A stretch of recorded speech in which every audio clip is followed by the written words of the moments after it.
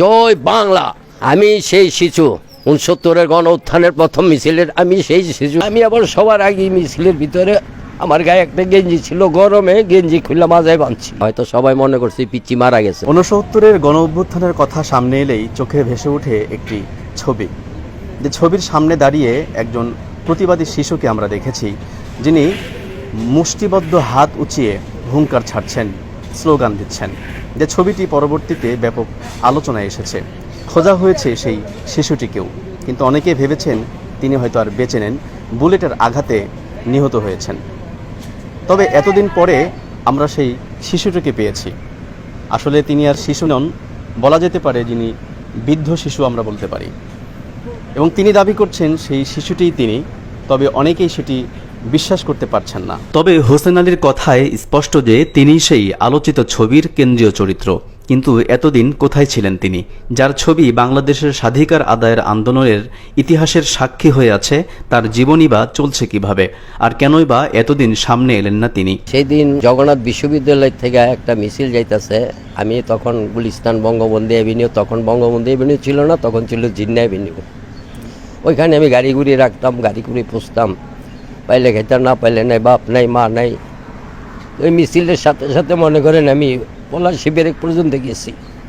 ওইখানে গিয়া দেখি আরও অনেক মিছিল আয়া জড়ো হয়েছে। জড়ো হওয়ার পর ওই মিছিলে আমরা শাহবাগের দিকে রওনা দিছি। শাহবাগের সামনে আর্মিরা বস্তা লাগায়া SLR কামান টমান লয়া মানে রেডি। এখন যে রেডিও অফিস আছে হোটেল ইন্টারকন্টিনেন্টালের সামনে, ওইখানেও আর্মিরা প্রস্তুত লয়ে রাখছে। কিছুদূর যাওয়ার পর এখন যে জাদুঘর হয়েছে, এটা জাদুঘর ছিল না, এখানে একটা পুষ্কুনি ছিল। এই এতটুকু যাওয়ার পরেই ওইখান থেকে মাইক দিয়ে কইতাছে, তুম লোক হাট যাও, তুম লোক হাট যাও।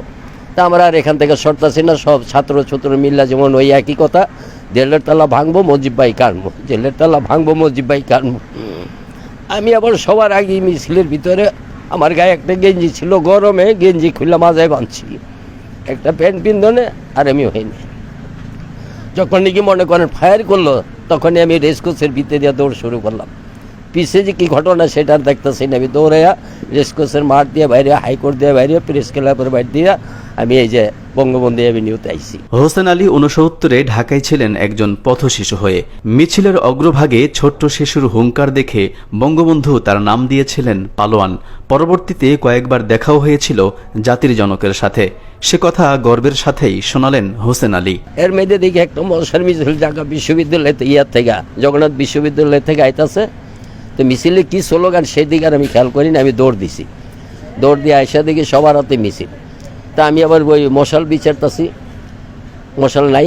পরে একটা মিছিলের শেষে গিয়া দেখি দুইটা রিক্সা, একটা রিক্সার মধ্যে কেরাসিন ক্যানের, আরেকটা রিক্সার মধ্যে মশাল। তা আমি গিয়া ধরছি, বোধ রিক্সাওয়ালা ঢাকাইয়া ভাবে ওই পিছিয়ে কী করতেছস? আমি কো ভাই একটা মশাল লমো, কয় রাগ আমি দিতাছি। তো এই করছি কি নিয়ে মশালটারে পেঁয়াজ ভিজে বুঝে সাইরা আমার হাতে জ্বালাই দিল, কয় কিনার দেওয়া যা। এখন যে হানিপিয়া আবার ব্রিজটা হয়েছে, তো এটা ব্রিজ ছিল না, এটা ছিল রেল লাইন।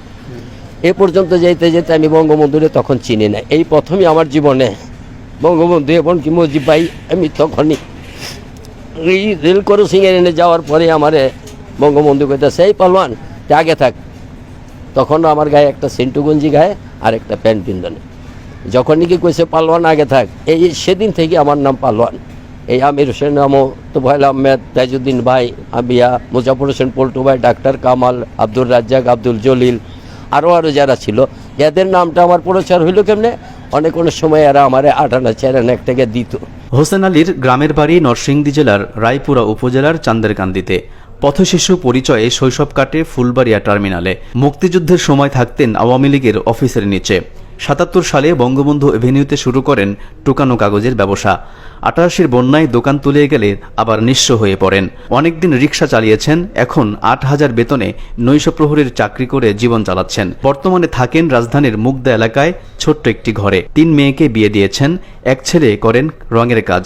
শেষ বয়সে কারো কাছে কোনো কিছু আর আশাও করেন না হোসেন আলী, চান না কোনো স্বীকৃতি। তবে দেশবাসীর কাছে নিজের পরিচয়টা আজ তুলে ধরতে পেরে আনন্দিত হোসেন আলী। কইবেন যে এতদিন প্রতিবাদ করো নাই কেন? বঙ্গবন্ধু আমার যে আদর করতো, বঙ্গবন্ধু মারা যাওয়ার পর আর আমি এই পথেই যাই নাই কেন?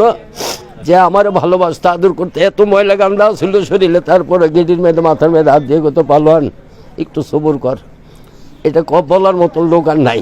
সেই জন্য আর আমি দ্বিতীয়বার কোনো প্রতিবাদ করি নাই যে কী করবো কি না করবো। বলবেন যে এখন মরার সময় হয়ে গেছে, আমি যে বঙ্গবন্ধুর লোকে চলছি, কোন কোন জায়গায় গেছি হয়তো মানুষে জানে না, এটা জানাবার জন্যে এই পদে আবার এসেছি। তখন বলছিলাম জয় বাংলা, এটাই ছিল আমার ওই রেসকোর্সের ময়দানের সাইডে। আমি সেই শিশু 69-এর গণ উত্থানের প্রথম মিছিলের আমি সেই শিশু ইনশাল্লাহ। আলতাফ হোসাইন, মানবজমিন, ঢাকা।